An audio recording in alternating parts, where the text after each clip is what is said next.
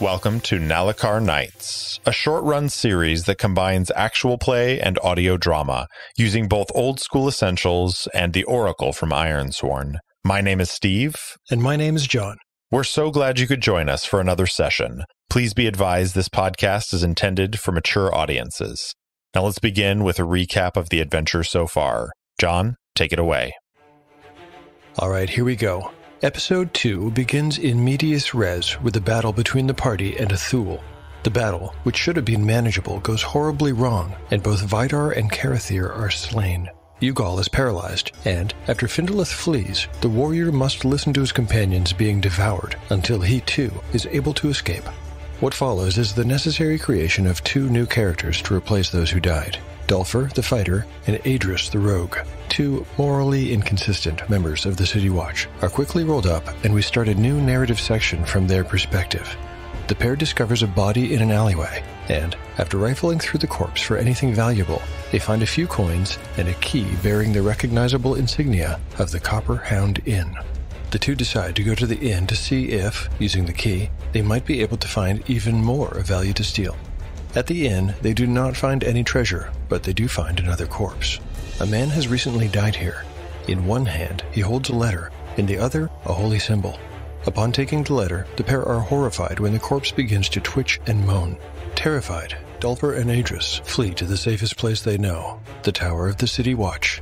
Here, they run into Ugal, who's still awake. He's been unable to sleep well since his encounter with the Thule a month ago.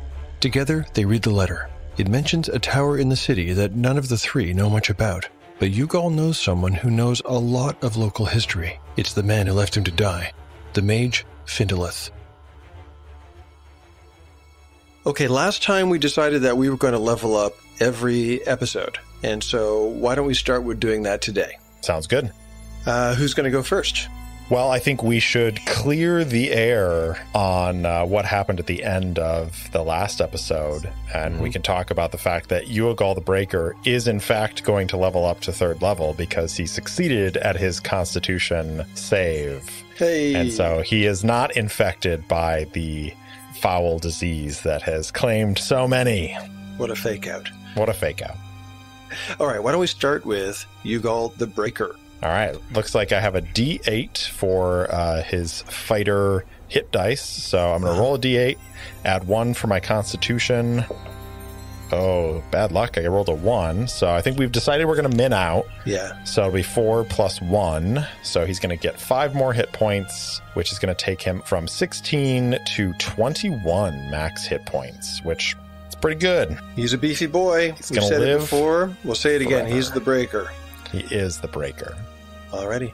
And I believe that at level 3, that he should get a +1 to hit and damage as a kind of a basic attack bonus or a proficiency bonus. I'm not going to bother to look it up, but level 3 sounds like a good time to me to get that +1. All right. And I think that's kind of it. Yeah. Well, why don't we stick with the old guard then, and I'll do Findolith next. He is a magic user, and as such, his hit die is a D4. So here it comes. Does he have any kind of bonus or penalty? Nothing. Okay. Oh, it's a 4. Hey! Boom! That brings him up to 10. That's actually not bad. Not bad for a magic user. Okay. He also gets a 2nd level spell. All right. Which is super fun. All right, here we go. Rolling a D12. Got a 3. This guy is the king of garbage spells. He's got Detect Invisible. I mean, we're going into a dungeon. You never know. You never know. All right, well, Detect Invisible. I'll just add that to his Tensor's floating disc. Oh, brother. Okay, that's that. Let's go and do Dulfer. Dulfer. So he is also a fighter, so he's just going to get a D8.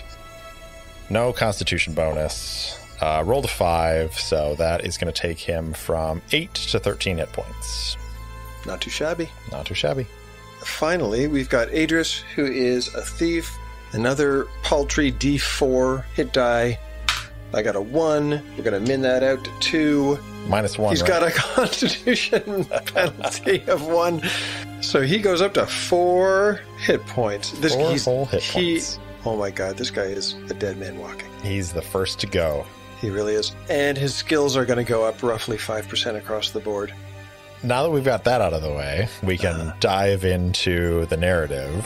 We basically ended with, other than the part with Ugal scratching his ear, we kind of ended on, we've got this letter, I know somebody who knows a lot of history, and so, okay, we're gonna kind of flash forward to that conversation. Yep. Okay. So we'll say it's the next day, Ugal takes Adris and Dulfer.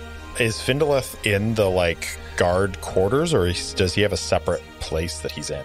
He might be in either a different building or a different floor. He wouldn't be with kind of like the sweaty brutes, would he?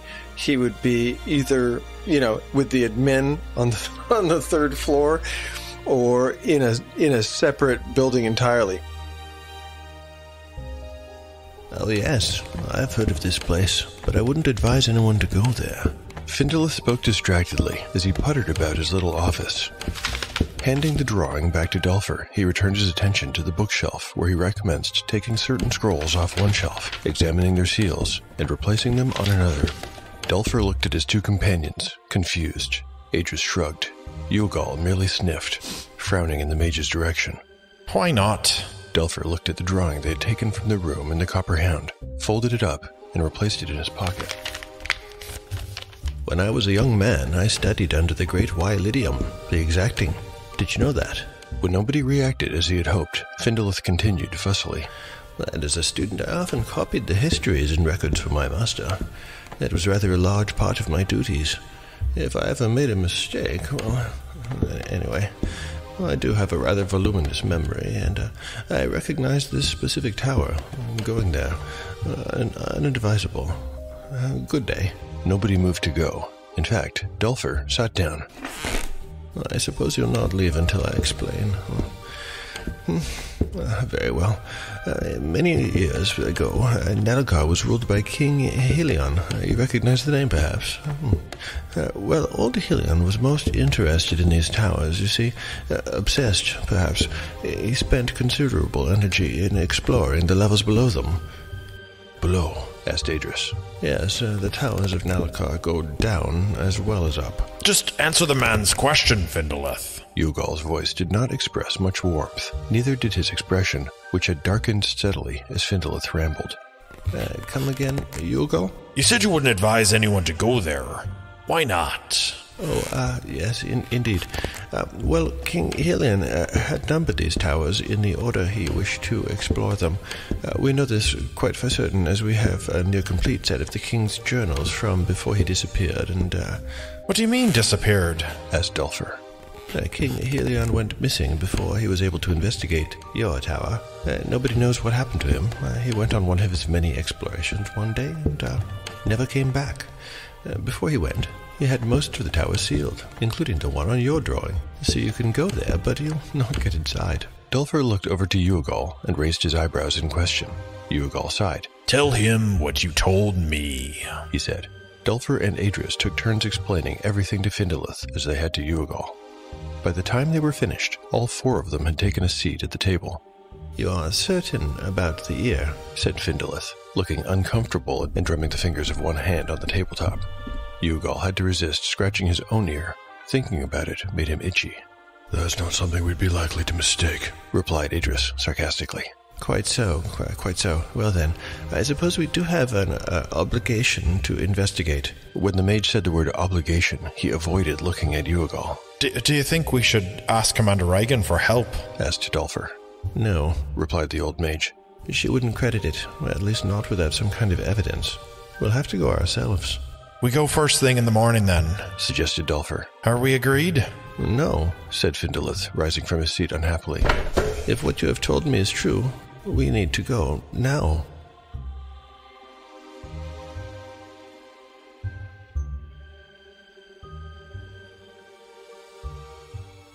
What if there was like a cult that was using this unexplored, forgotten tower, whatever, as a kind of a base to do its nefarious plans because somebody is creating this disease. Yeah, somebody's going around cutting off ears and yeah. And so it makes sense to me, like there could be a cult of, a god of decay.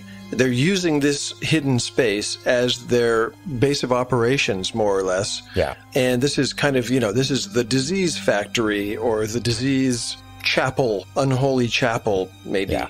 And that might be something that we kind of use later. Like when we get there, there'll be a symbol that Findolith will recognize or something like that. Yeah, I was going to say maybe there's a symbol on the drawing, but I do like the idea of there being a symbol later on. If there was something that specific of like, oh, that's a symbol on the drawing itself of like, that's a symbol of the, Lord of Decay. The Lord of Decay. Like, why wouldn't they go to the commander and be like, hey, we noticed this thing, like we should send a whole division there, as opposed to them just being like, why don't we go check this out before we take this to the watch commander? Right.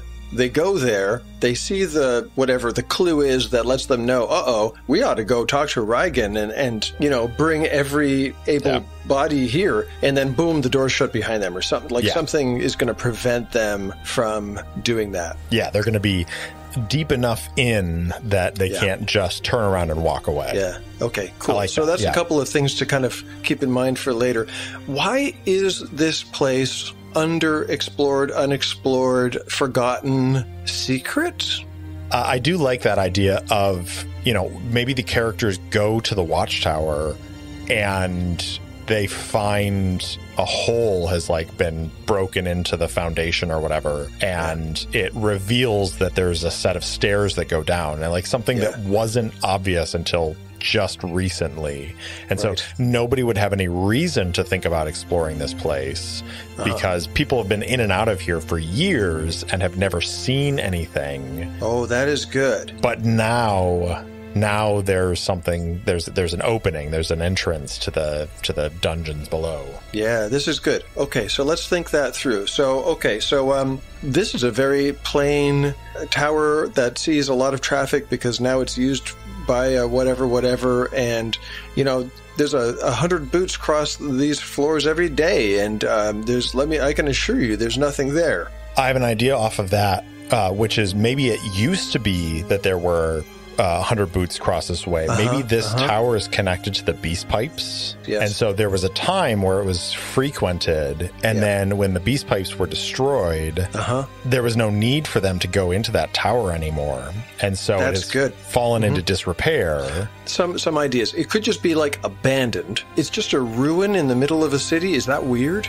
Or not a ruin, but an abandoned, because it's the beast pipes tower. Yeah. And the beast pipes are destroyed. Yeah. And so the tower has just sat there empty, filling up with cobwebs. Is that the best way to go? It's just abandoned. It's got a big lock on it, period. Yeah. A big lock, but maybe there have been rumors, and maybe this is where Adris would have some insight into this, that maybe there have been some rumors of thieves or, ruffians in the city using that tower as a hideout. That's good. A dead drop. Yep. Love it. And so it's like, okay, there's something that we can go check out, but it's not necessarily something that's like menacing, or it's also like you can't go to the commander and be like, yeah, we think this tower has something to do with what's going on in the city right now without more evidence than that. So it would give the characters a reason to investigate without being like, we need a whole force of people to go into this. This is good. Okay, so let's say they decide that it's worth at least checking out. So they go there, and who's the thief? Adris is the thief. Adris is the thief. Maybe Adris recognizes some kind of symbol that, this is being used by, this is a symbol of the whatever gang. We might want to, give this place a wide berth. And maybe the rest of them say, well, we're here, we should at least have a look. Does that make sense? I feel like Adris might be more inclined to, because he has some thieving tendencies, but he's also a city watchman, so it's a little bit of like, I've got the law behind me. He's like a crooked cop, isn't he? Basically.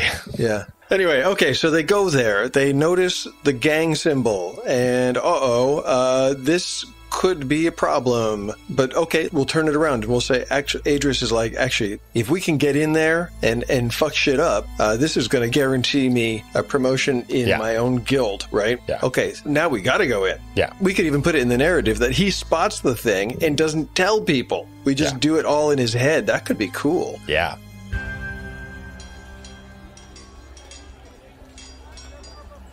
This must be the place, said Dolfer, looking from the drawing in his hand at the tower before them. It was morning, and watercolor oranges and pinks streaked the sky above. Same strange tubes coming up to the top. Aegis looked up. There was indeed an oddly shaped set of curved bronze pipes sprouting from the top turret, some 60 or 70 feet over his head. Whatever their function, he could not fathom and did not care.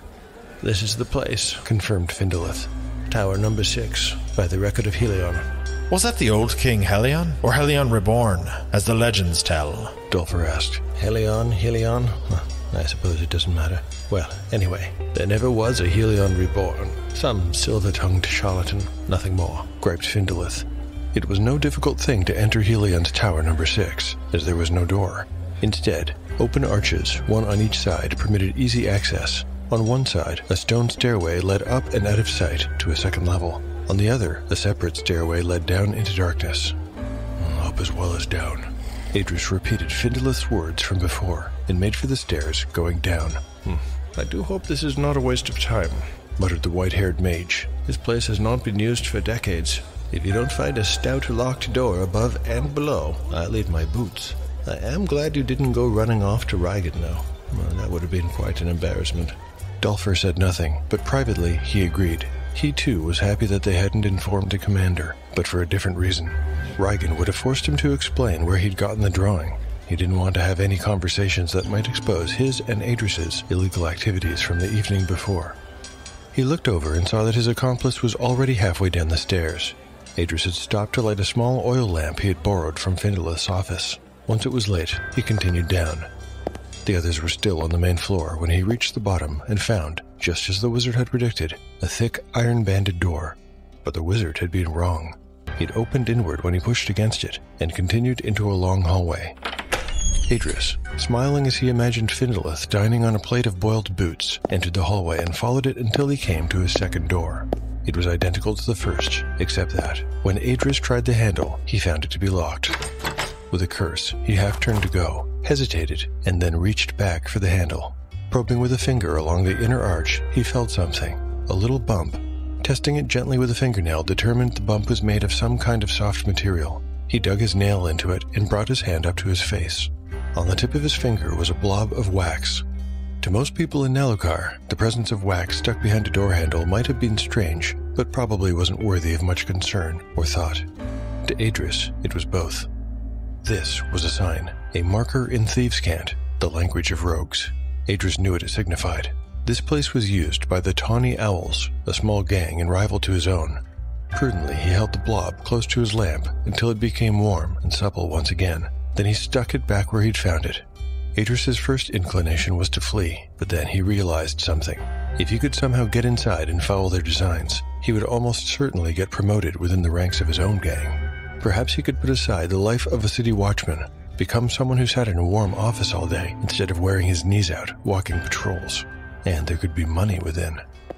He heard his companions coming down the stairs behind him and thought, I've got Ugal the Breaker with me, not to mention Dolfer and the old man. He realized there may never come another chance as good as this to strike a blow and make a name for himself. He set down the lamp and knelt in front of the door. If he worked quickly, they would never even know. Fishing a pair of stiff wires from a hidden fold in his belt pouch, he set to work on the lock.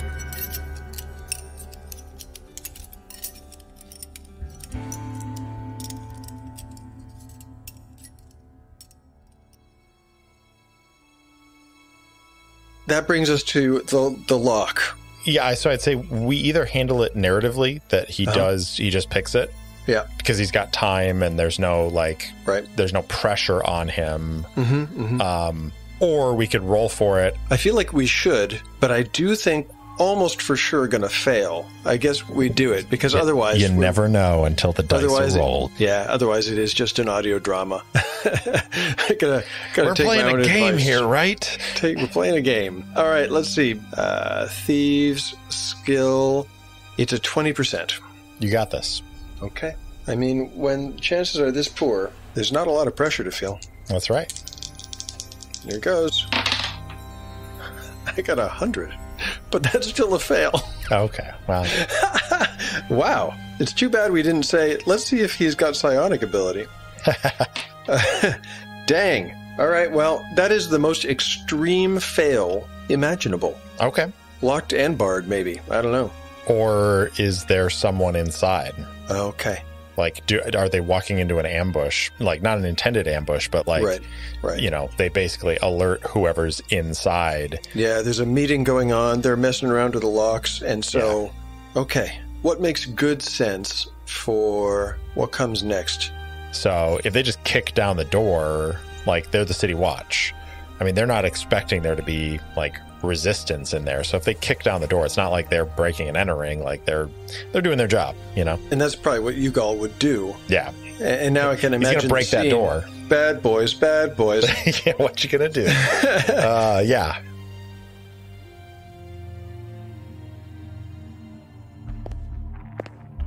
Step aside, Adris, came Uagal's voice from behind him. What? I wasn't. Adris bit his tongue. He'd been about to admit what he'd been trying to do when he realized the big fighter hadn't actually accused him of anything. Instead, he stammered, Of course. and scooted to one side while slipping his thieves' tools into his belt surreptitiously. Uagal paid him no mind and instead looked carefully at the door as though searching for a weak point. Then he charged. Adris cringed as 250 pounds of armor and muscle whisked by him and slammed into the door. With a mighty crack, he heard the wooden planks splinter at the lock. Uagal practically bounced back from the collision, almost lost his footing, and came very close to knocking over Adris's oil lamp. But he kept his feet. Once recovered, he commanded Adris to open it while massaging his right shoulder. Adris obeyed. The hallway beyond was a little hazy with dust kicked up from the impact, but he could see that it stretched ahead and then opened into a room. The light from his lamp provided no further details. There will be hell to pay when Rygan finds out you did that. It was Findolith, hurrying down the hall behind them with Dulfer in his wake.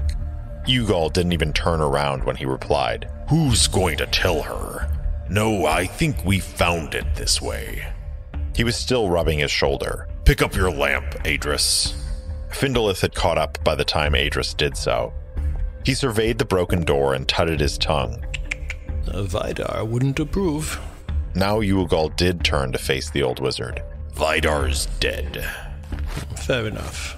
Findolith peered beyond the door, but his eyesight was nowhere near as keen as Adris, and he failed to see much of anything. There's probably little more than an old storage room down here, though such a place might be used for anything, I suppose.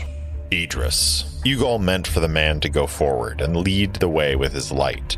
The smaller man did so, holding the lamp in his left hand and letting his right drift to the hilt of the sword at his belt.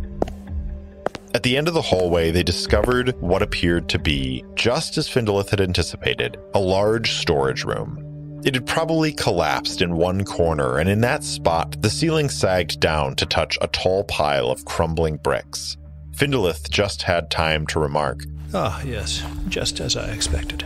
when Adris noticed something among the pile of bricks and moved closer with his light. There's something here. He said, "Come and see." The other three men joined him in the corner, passing some rotten crates and broken shelves as they went. Are those? Began Findolith. More stairs, breathed Dulfer. They were remarkable in a couple of ways, being made not of the same brown bricks in the rest of the tower, but of dark stone. Furthermore, they were only visible and accessible because of the collapse that had occurred here. Most curious and peculiar, declared Findolith. "Idris," said Ugal in a hard voice. "You go first."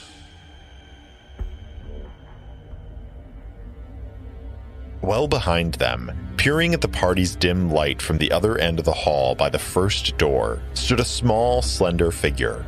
It was a boy of not more than 12 or 13 years of age. His hair was a mass of tangles and knots. He was dressed in rags and his skin was covered in grime. Dyack was one of many urchins in the employ of the Tawny Owls. His job was to man several entry points in the city, depending on where his betters told him to go. It was his good luck that he was here when these 4 strangers came, for his report was sure to earn him a penny and a bowl of hot pottage. On bare feet, he turned and disappeared back up the stairs, his stomach already grumbling in anticipation. And now we have to figure out, what do they find below? Yeah. What makes sense to me is they're going into a cult's hideout. Yes, there's a lock on the front.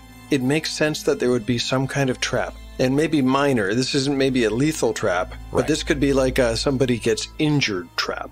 I mean, if I was in an evil cult, I'm not saying I am or not, that's what I would put in my first room. Yeah. Okay, what makes sense for a first room with a trap? So obviously it's going to be like the stairs descend and there's a landing and a small chamber. So this trap can't really, I think, be anything that's going to block the passage. Let's just say that there is some kind of crossbow trap with a tripwire. Does that mean that necessarily whoever is in front is going to trip it? I think we could roll a die for each person to see if they're the one that trips it. Because it's possible that they might step over it. Yeah, that's right in the BX rules. I don't know if you knew that, but it says I didn't, but it felt right. Yeah, it says that on a 1 or a 2 on a D6, if memory serves, I think that's what it is, you do actually trip it. Let's do that. All right. So who's leading the way down? We need a marching order. Yeah. I mean, it makes sense that it's Yugal. He kicked in the does. door. He's the biggest guy in the group. Yep. He's essentially the party's leader. Yeah. Shall I roll a d6 to see if Yugal trips this trap? Yeah. So on a 1 or a 2, he trips the trap. I rolled a 6. Okay. Next in line, I hate to say it, is probably Dolfer. Next in line is Dolfer. I'll roll a d6 for Dolfer. A 4. Okay. Next in line would be Findalith. Yep. A 3, Adris. This could be it. This could be it. All right. This is where excitement lives. This is. Here we go.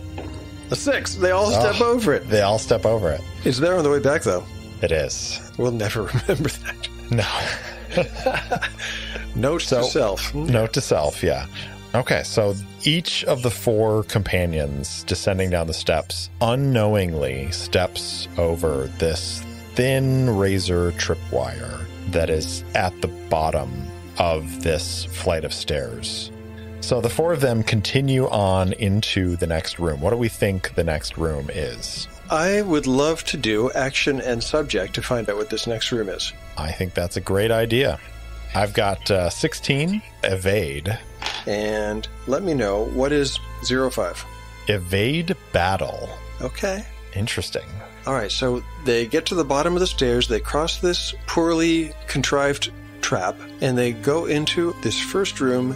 I almost wonder if it's like a room that narrows down and it really only allows one person through at a time, and it's designed to defend against attackers. Of you're narrowing the room so that you really don't have room to maneuver, you don't have room to swing a sword, and so realistically one person could hold this area, because maybe these tunnels down here were part of a defense system for the ancient city, and so maybe it is this small narrow room that they have to almost squeeze through, almost turn to their side to squeeze through.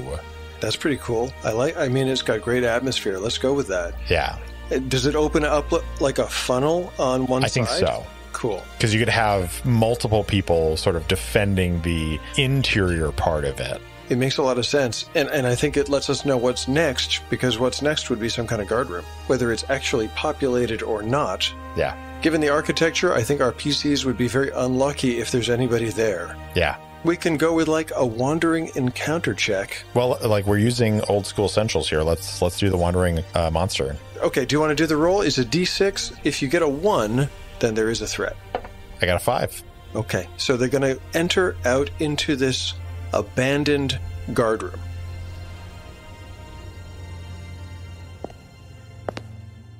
It looks like there might be someone down here, said Uagal in a tight voice. He was suddenly on high alert. They were standing in a small square room of roughly 20 feet to a side, with a single exit on the opposite side of the room. Furnishing the space was a small wooden table flanked by a pair of chairs. Upon the table were a lit candle of yellow tallow and a dagger. The stairs had not brought them here directly. After descending, they had found themselves in a long, straight tunnel that ran ahead for about 50 feet before taking a sharp left turn. Although the design seemed arbitrary to the companions, the people who had created this hallway had built it this way for a purpose. Located on the wall of the turn, directly facing the stairs and positioned at chest level, was a small hole concealed between the dark stones. In a cavity behind the hole, a crossbow trap was loaded and ready to be sprung by a pressure plate located in the floor halfway along the hall.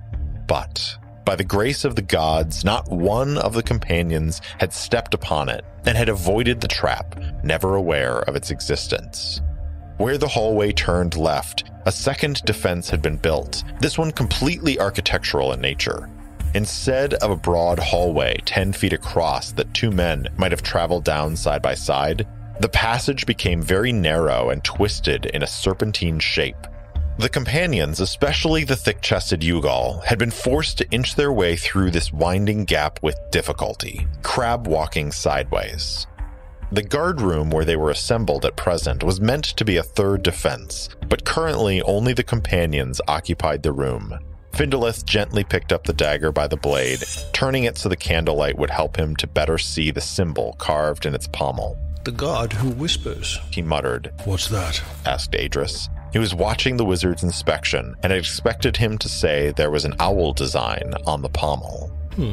Oh, well, unless I'm mistaken, this is the symbol of Esbal, the god of decay. What would this be doing down here? Well, I think we should go back and report our findings right away. I agree, said Dulfer in a quiet voice, rubbing the back of his neck. We go forward, said Uagal flatly. Whoever the dagger belongs to, they're here now. Precisely why we should go back. You made a lot of noise back there, and we might be walking into a trap, argued Findolith, but he could already tell by the big warrior's face that this was not a battle he would win, and his tone had no conviction. Uagal looked Findolith squarely in the eyes and growled, Will you abandon me a second time, wizard? Without waiting for an answer, he strode across the room and pushed open the door. Come on. It led into a hall that went straight for a long time. Uagal was now in the lead, with Dulfer behind him, then Findolith and Adris bringing up the rear. After they had proceeded some 50 feet, with the hallway stretching into darkness ahead of them without any visible end, they began to hear a noise. At first, it was a low sound, rhythmic but soft. As they went further, it grew louder, and everyone could tell it was the sound of human voices. The voices moved together, holding a note and descending a semitone in unison. As one, they slowed their pace. Adris broke into a cold sweat and began to wish he had never shown his map to Uagal in the first place. The voices echoed down the corridor as the companions creeped along the stone passage. Eventually, it opened into a larger chamber, where they saw a trio of robed figures surrounding a central dais. A large salt pentagram filled the dais, and there was a rolling miasma of shadow billowing from its center. The companions exchanged worried looks as the chanting continued, rising to a fever pitch. Uagal switched his hammer to his other hand and strode forward, reaching a hand out. Before anyone could stop him, he grabbed the collar of the nearest robed figure and pulled them away from the dais. The figure, a man, stumbled back and turned. He snapped at them. You fool! Why are you But the cultist's words faded from his lips as he looked over Uagal in his watch uniform. Eyes widening, the cultist stammered. How did you get down here? No, it doesn't matter. You mustn't interrupt the ritual. Seeing what we are, my friend, makes me think we absolutely should stop this ritual, said Findolith. The cultist glared at the old man and said, The summoning has been completed. Now we strive to hold the beast. He turned his back on the companions and stepped up to continue chanting. Ugal again grabbed the man and yanked him back, throwing him to the ground. Findolith looked concerned. Now, Ugal, perhaps there is something to this. Before he could say another word, a screeching cry erupted in the room. All eyes were drawn back to the dais and the shadow-filled pentagram as a figure emerged from it. It was tall and sinewy, with bat-like wings and a face of teeth and tusks. Great horns rose from the forehead, and its sickly yellow eyes pierced the shadows billowing around it. Long claws clacked together at the end of its arms. "The aspect comes," warned the cultist on the floor. "You must let us continue the rite, or we won't be able to control it." Even Uagal was struck dumb by the appearance of this creature, and he let the cultist scramble to his feet. As the man returned to his position, the creature stirred and spoke in a guttural language. Two clawed arms reached out and rent the cultist on either side from neck to navel. They screamed and gurgled as blood splattered across the dais, mingling with the salt. The final cultist twitched as the creature's eyes glowed and he fell to his knees, coughing and shuddering. Uagal saw a boil form and burst on the man's face as he slumped to the ground, shivering, whimpering. The creature stepped off the dais, facing the companions. Uagal grabbed his hammer and raised his shield. Behind him, he heard Adris say, "Are we fighting this thing? We should be running." Dulfer chimed in and said, Yeah, running sounds good. "Draw your steel," Uagal spat. Stand and fight for Nallukar."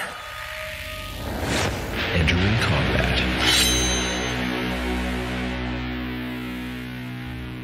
Before we get into it, we need to talk about our opponent. We've modified the stats of a Nabasu, and boy, this critter is nasty, with an armor class of 16 and 32 hit points. It has 2 claw attacks at +3 with 1 to 8 damage for each one. It also has a gaze attack, but we'll get to that later.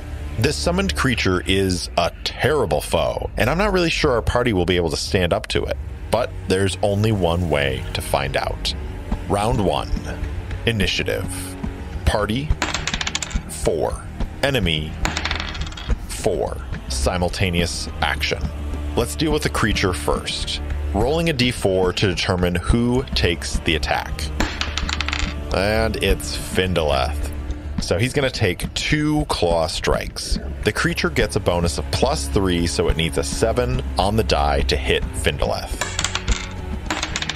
Ugh, both hit. Rolling damage, 2d8. Oof, that's 7 points of damage to Findolith. The creature springs into the midst of the party and lashes out with its claws. Dark talons rake across Findolith's body.